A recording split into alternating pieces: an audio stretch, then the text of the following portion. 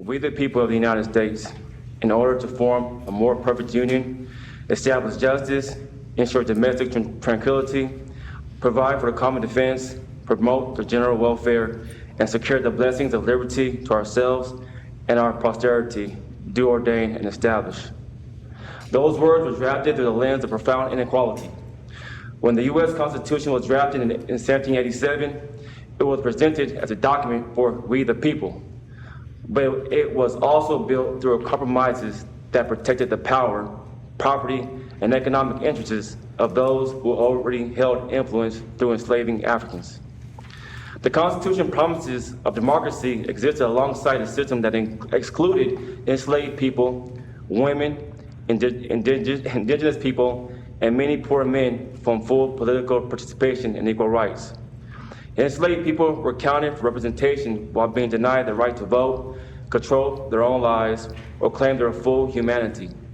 The original system concentrated political power largely in the hands of people who owned property and, in many cases, other human beings. But the fabric of American democracy did not evolve on its own. It changed because ordinary people organized, resisted, voted, marched, worked, and demanded that the nation live up to its stated ideals. Labor tilled the soil, built communities, and sustained the nation. People denied freedom and representation, refused to remain invisible. They resisted, organized, and fought for their humanity. Nearly 250 years have passed since the Declaration of Independence proclaimed that all people are created equal. And more than 235 years have passed since the Constitution was signed over that time. Descendants of enslaved people whose ancestors were forced to build a nation designed to exclude them, have entered and led some of the highest institutions in the United States. The White House was built in part through the labor of enslaved people, whose hands helped raise its walls while they lived in servitude, denied freedom, and forced to endure despair. Yet they resisted, and generations later, their descendants walked through those same halls as citizens, leaders, and ultimately as the first family.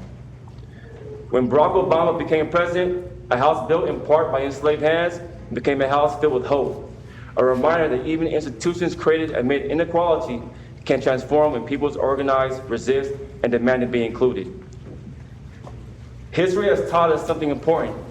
A government can use the language of equality while its policies still preserve inequality. A system can appear open while remaining accessible mainly to people who already have wealth, property, connections, housing security, and influence. The challenge does not exist only in Washington, D.C. It exists here in Palo Alto as well. We, as I represent the people, are running for Palo Alto Council because we see a city that is not being properly cared for. The lens of inequality from which our nation has evolved has found ways to evolve with us. We do not have the same laws or the same forms of exclusion that existed in 1787, but we can still see the consequences of systemic inequality in our neighborhoods and in our local government.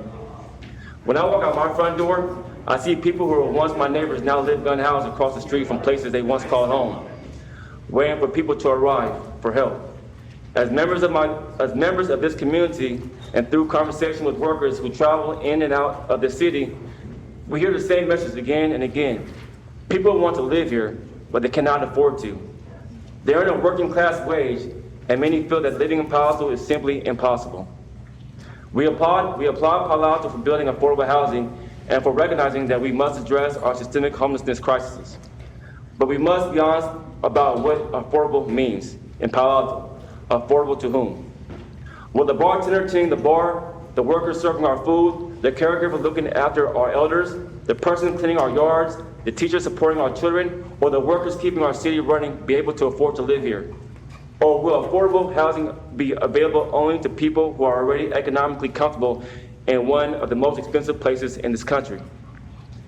Affordable housing cannot be just a label. It must be a real path to stability for people who serve this community every day. We want a Palo Alto where affordable housing is a springboard where workers can live near their jobs, raise their families, build savings, participate in civic life, and have a genuine chance to thrive here. We also hear from community members who want to change a chance to join these political circles. but feel their voices will not be heard because they are not wealthy, well-connected, or Ivy League educated. I have listened to local coffee shops as residents describe their fear of speaking out against the genocide in Gaza. People are afraid to speak because they care about humanity and see the world through the lens of love, compassion, and empathy, and not hate, division, and destruction. Local government is where democracy becomes real. It is where decisions are made about who can afford to live here, where the people have housing, whose children can remain in our schools, whose voices are welcome at City Hall, and who is represented at this table. Palo Alto has a 7-member City Council. Council member Julie Lancott-Hames is currently the council's lone black member, and her decision not to seek re-election leaves one of those seats open. At a time when black residents and working class families are increasingly being priced out of Palo Alto, the possible loss of black representation would be more than symbolic. It would reflect a deeper pattern of systemic displacement.